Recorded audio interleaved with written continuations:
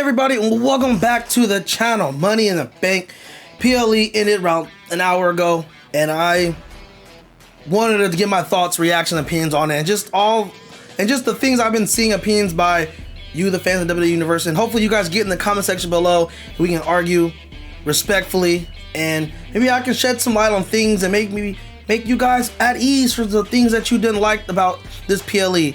Also, if you see me grab my phone, I have my notes on there. So, disclaimer with that. Also, no disclaimer, it's about 8 o'clock. It's still hot out here in Cali. I got my fan on, so you hear that? That's that noise picking up here. I just did this video and I have to redo it because I didn't have my mic audio. It had the computer audio, so it sounded like crap. So I'm gonna redo it. Probably still not the best, but better than what it's been. So, without any further ado, let's get right to it.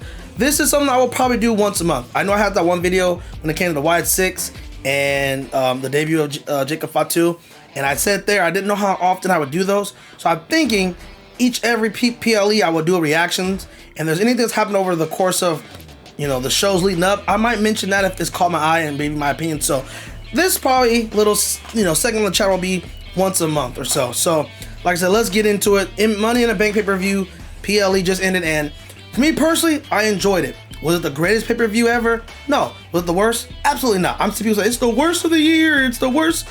It's also the third pay-per-view of the new season. After WrestleMania, I'm counting it that way. It's not gonna be the greatest thing ever because we gotta build up to the bigger.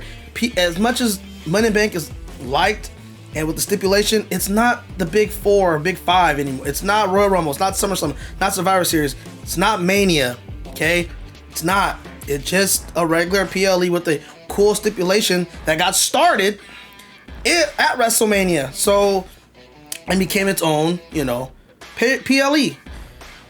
Before I get into it, I've been seeing a lot of negative comments. It's the worst PLE. The Money in the Bank lost all credibility. This was the stupidest cash in ever. Blah, blah, blah, blah, blah.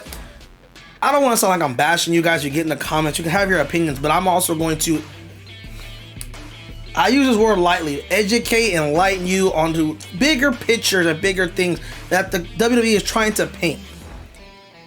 First of all, Money in the Bank started off with the men's Money in the Bank, LA Knight, Drew McIntyre, Jey Uso, Chad Gable, Andrade, Carmelo. Winner being Drew McIntyre. That's why I had to pick, because what happened later, which we'll get into in a couple minutes, is what I envisioned happening, but in a different way. And I'll talk about my opinion on that and what I would have done a little differently, but kind of got the same way. Drew won, and I'm seeing people mad about the cash-in. It was a good match. Before I get into the cash-in part, good match, some crazy spots.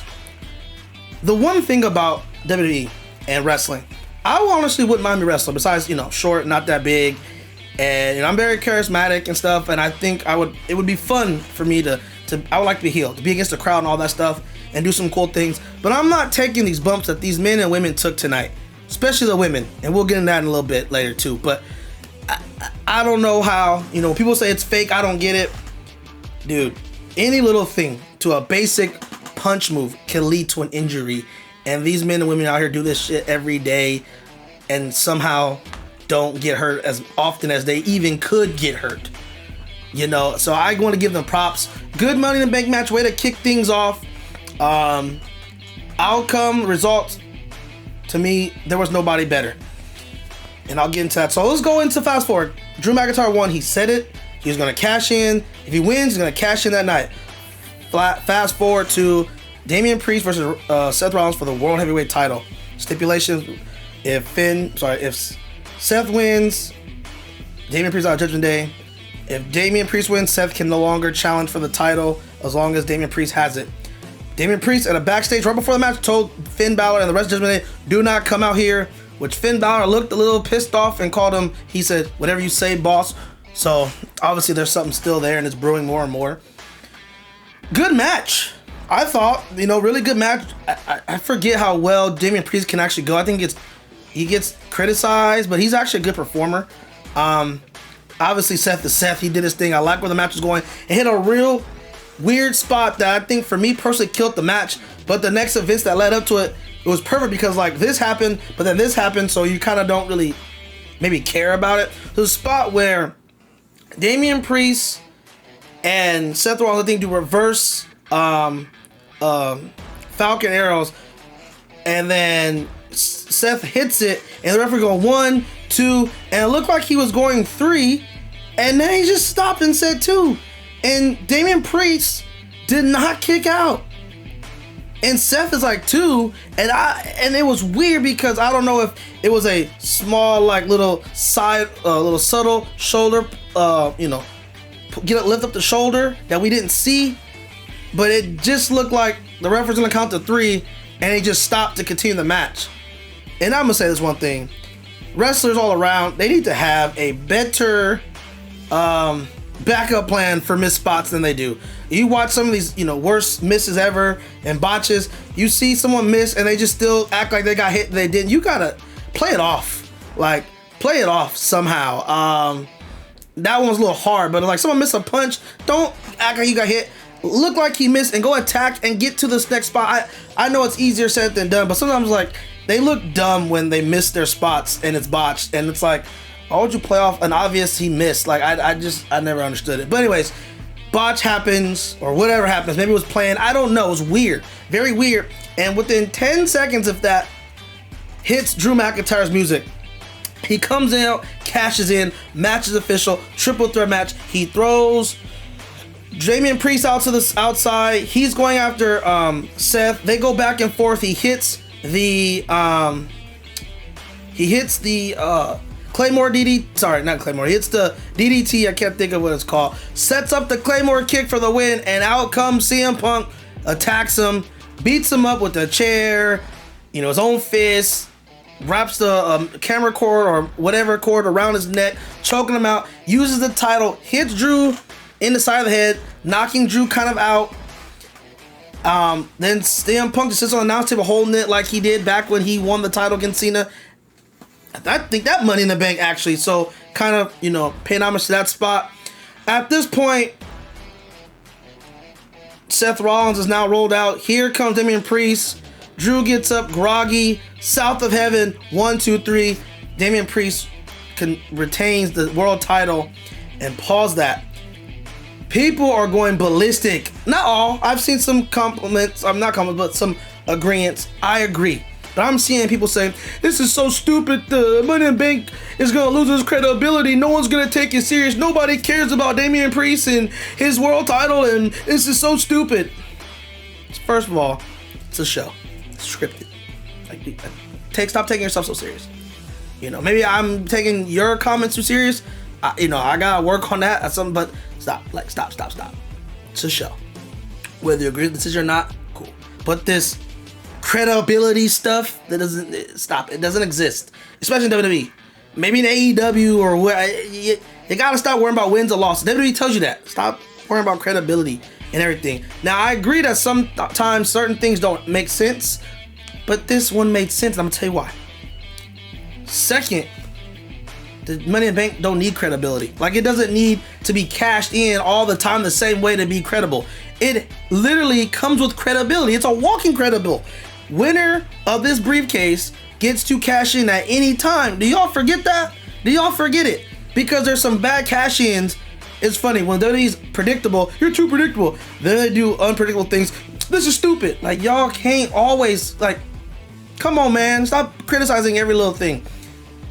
This was unpredictable, but it was predictable because Drew said he was going to do it. And throughout the match, where I liked the little thing that Seth and Damian Priest, they kept looking out for Drew McIntyre. I liked that little storytelling. And eventually he did come out.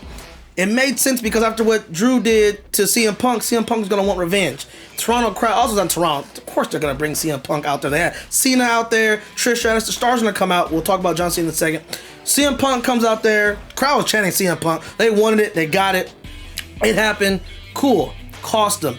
People said he should have cost them before at the Money in the Bank. And I'm going to say that was also not a bad idea. But looking at it more so like I did, that was not the good decision. I'll tell you why in a second. So going back to what I was saying, him costing him makes sense. Because this is a storytelling. That I think what people got to understand with Triple H, he's going to paint the bigger picture, storytelling, long-term booking than short-term booking for pops. I think some fans are going to have to get used to that, and understand that Triple H is not doing everything for the small, quick benefit today. This is going to pay off down the line. in a lot of big ways. We also haven't seen a cash in on the same day, I think, in a minute. It was funny because Damian Priest had it all of last year, and I kept hearing people complain, when is it going to cash it in? And now when someone cashes it right away, it's stupid. Alright, I'm going to stop talking about the fan reaction. Let me know in the comment section below. Are you on my side? You're on their side? Are you on a different side of the fence, or you don't care one way or the other? This makes sense because people forget the stipulation that was in this. If if Damian Priest wins, Seth cannot challenge for the title as long as it's around Damian Priest's waist. So when CM Punk cost Drew the world title and the briefcase, he also just screwed over Seth Rollins, which is why I like it, because it also harkens back to Seth Rollins and CM Punk's rivalry, which I think people were forgetting why I wanted Drew McIntyre to win in the first place. And I'm going to tell you how I would have booked this a little different, but same. Damian, if I was booking it, Drew would have won. Drew would have won. What they did tonight, I would have had happen, but I would have had CM Punk attack him before he could cash it in. Right? Beats the crap out of him. Whatever. Seth Rollins is looking at CM Punk, distracted, costs Damian Priest, hits him, beats him, boom. Right? So Seth Rollins still loses, Damian Priest wins.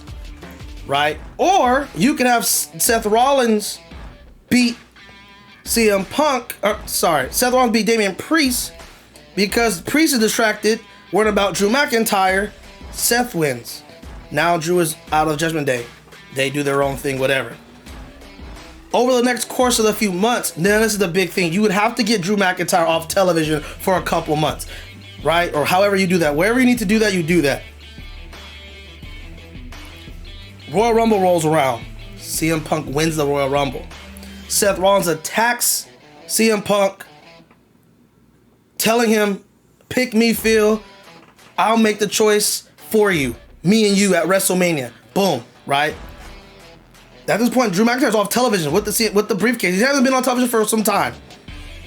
They go to WrestleMania. CM Punk beats Seth Rollins, wins it. Drew McIntyre returns, cashes in, takes it from. Now the title is in Drew's hand where it started from the previous WrestleMania, due to it circle back to what CM Punk screwed Drew, Drew screwed CM Punk, and now you still have a three-way battle for that world title.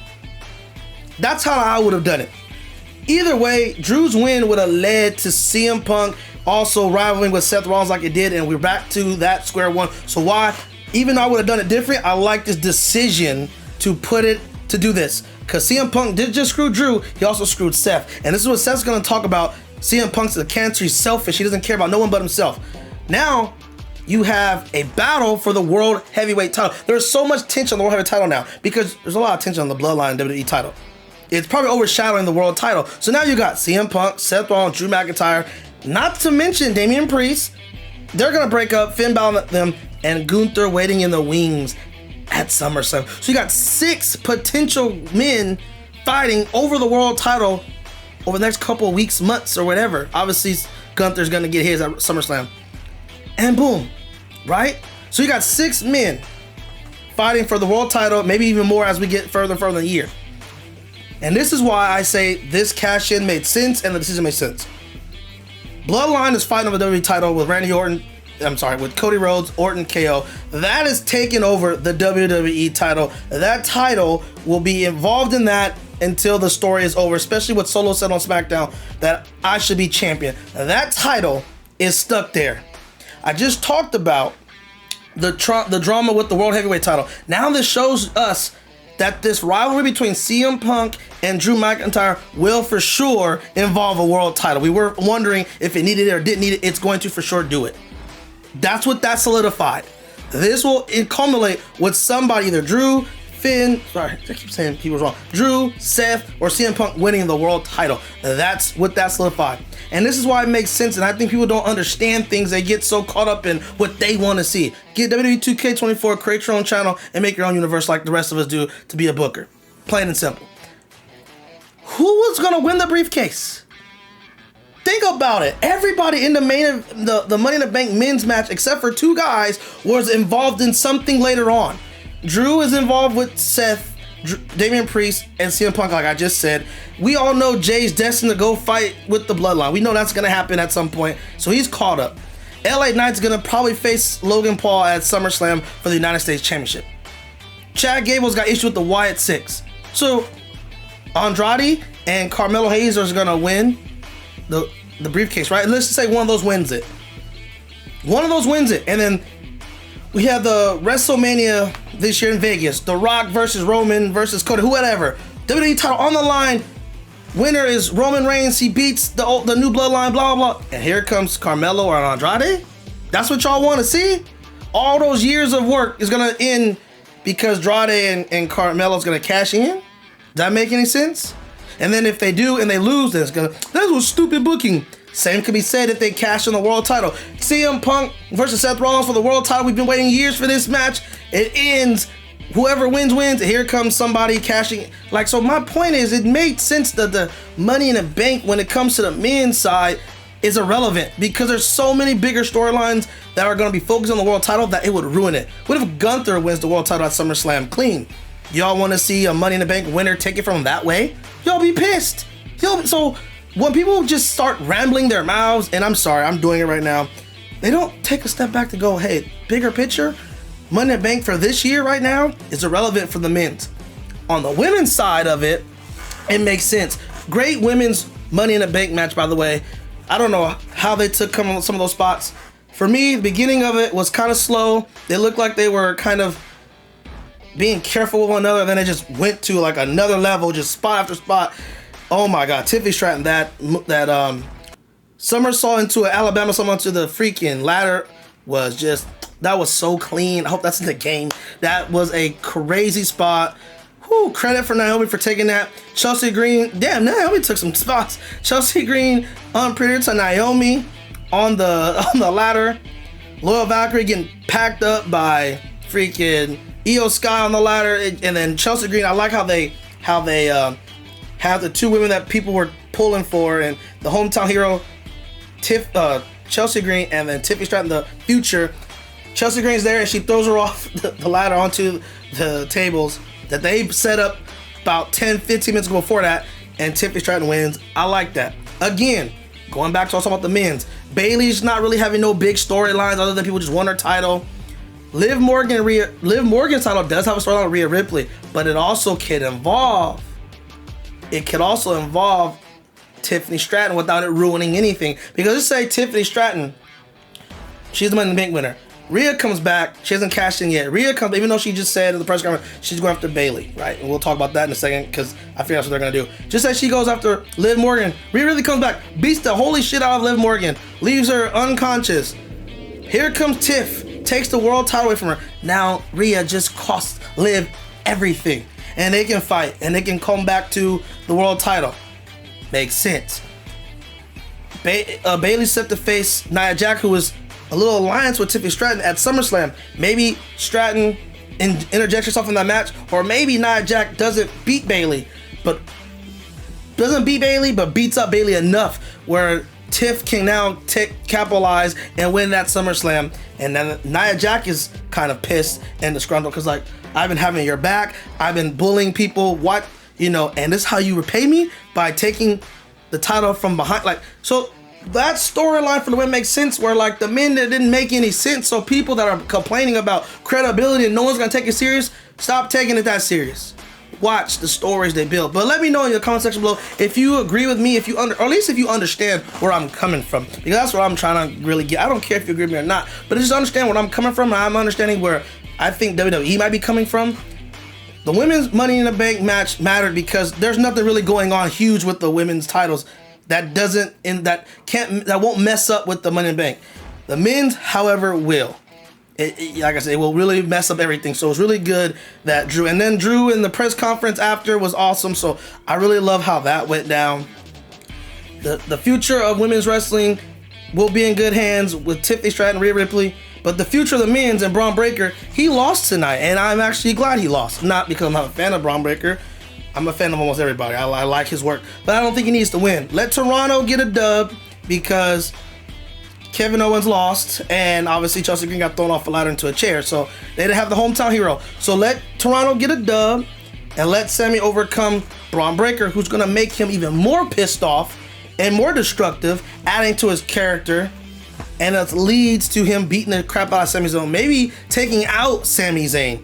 Maybe taking out Sami Zayn like he did Ricochet, where he has to relinquish the title. We have a tournament, the same tournament, or not the same, but the same type of tournament that he was not allowed to be in the King of the Ring tournament. He's now in, wins the Intercontinental title, does his thing. Sami returns, he beats Sami clean, and then he can go do his own thing. It could lead to that. It could lead to a lot of things. That's what I'm saying. So I'm not mad at that. Good call, good match.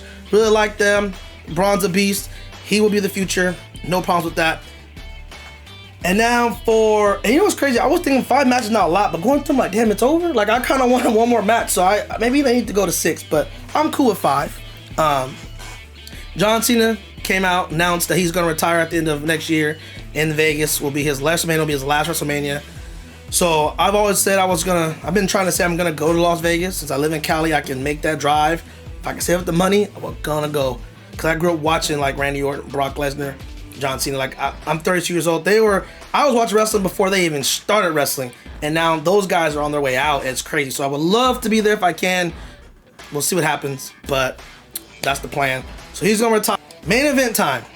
6-man tag match. The Bloodline win.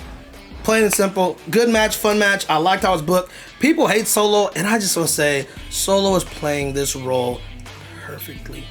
He's playing this role. People are like, he doesn't deserve to be the tribal chief. He has no, again that word, credibility, no aura. Bro, he's Samoan. He has aura. He's Solo Sikoa. He's part of the Anawahi tribe. He has aura from the day of birth. What are y'all talking about? Okay? And secondly, that's his character. Playing the undeserved tribal chief. And he's playing that as well as Dom played his role last year as the heel. And to me, the 2024 heel of the year is Solo Sikoa. The way he walks, the way he talks, the way his reactions, the looks, his presentation, the way he is executing everything is done perfectly. Just even like in this match, when looked like he's gonna start the match with Cody Rhodes, he's walking around and then last second tags in. We've seen that before. I ain't new, but the way he delivered it was just brilliant, and I'm really a fan of him. I'm happy for him. He gets the pin on Cody in the middle of the ring, not clean.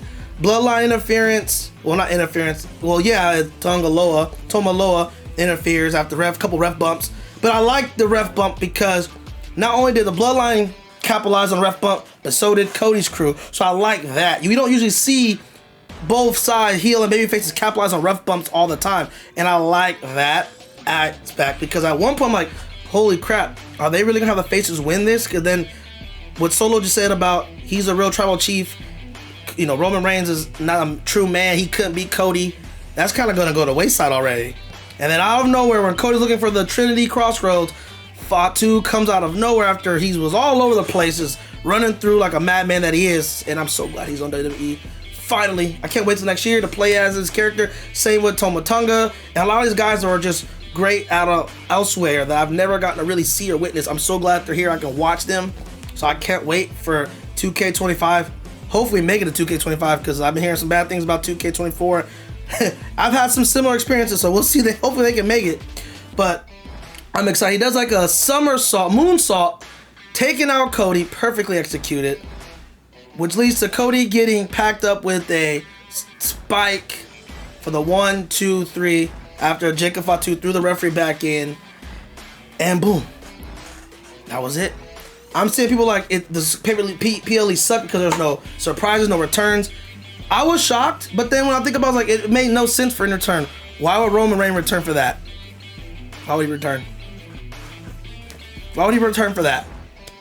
He just lost his father in real life. So why is he returning early, or even if, I don't know, just early in storyline for that moment? That made no sense. People are like, I want to see Jimmy come back. For what? Jimmy to come back to get packed up again and lose? That makes no sense. That makes no sense at all. It's already, it's uneven right now, and then people go, Hikoloa, that's been thrown around about him coming to WWE. Again, that makes no sense. Especially he's supposed to be like a giant. I don't know how big he is, but if he's like a Damian Priest size or something like that, that makes no sense because they're already outnumbering Cody's little crew or whoever the baby faces. So now instead of it being 4-on-3, it's 5-on-3. Like, that don't make any sense neither. So what happened needed to happen. Nothing makes sense. Why would Paul Heyman come back right now? He just got packed up. Like, like it or not, this made sense and pushed the storylines. Bloodline wins with their original group. Well, this new version. Again, Solo beats Cody. What's he can say? I've beaten Cody just like Roman Reigns, you beat Cody too. Of course, he didn't do it cleanly, but he has now a reason to say, I should get a title shot, which the rumors have it that was SummerSlam, Cody versus him plan. And I'm split if I want Cody to lose to Solo. I do in the sense of storyline, but I don't because I don't know what Cody's gonna do if he loses. So I don't know how that's gonna go. That's gonna be interesting. Will we see Roman Reigns at SummerSlam, or will we not see him there either? I'm hoping we see Brock Lesnar before we see Roman. Brock comes back out of support for Heyman. He comes out here and gets packed up by Jacob Fatu, submitting Jacob Fatu as his beast. And obviously Cody. Now it's Cody, Kevin Owens, Randy Orton, and Brock ain't enough. Maybe Hikuloa comes back at that point, and I got more. And now maybe they get packed up where Randy Orton or KO or somebody's hurt, and they're gone, which will then bring back Jimmy. I don't know how they're gonna do it, but I'm excited. But all in all, a good PLE in my opinion. Nothing too spectacular, but not so trash as everyone's thinking, in my opinion. Like I said, you wrestling fans, you have your opinions. Go ahead and say them. But I feel like some of y'all take it too serious, take yourself so serious. Just sit back and relax and enjoy the show and see where it goes in storylines in a few months or longer. Because I remember people were hating. Let's not forget, a few years ago, everyone hated Roman Reigns as just his character. Obviously, WWE's fault for pushing him down our throats too early. We hated him. And now he's being asked to come back. Look where that story is. They were talking about the Bloodline storyline was boring. Look where we're at now. So just sit back and relax, wait patiently. Triple H showed you he's not a push, he's not a quick shot booker. He's going to, maybe might shoot someone quick, like we've seen Braun, Tiffany, Carmelo Hayes, to get them out there early, to get the reaction from the fans, but he's not going to just hand them everything right away. It's gonna make them work for it. So I like what he's been doing. I like the PLE, and I'm excited for the next one, and so on and so forth. So, ladies and gentlemen, it's been a while. I've been talking a lot, so let me know in the comment section below. Please get involved if you agree with me, if you understand what I'm saying. Let me know what you think. Next episode, Universe Mode, coming next week, like Tuesday or Wednesday. Don't forget to check out the Raw episode. We are heading to Backlash, and my Universe Mode are a couple months behind the real WWE. Maybe we'll catch up if I hurry up. We'll see. But let me know what you think, what I said. Get involved, ladies and gentlemen. Thank you for your time, and I'll catch you on the next one.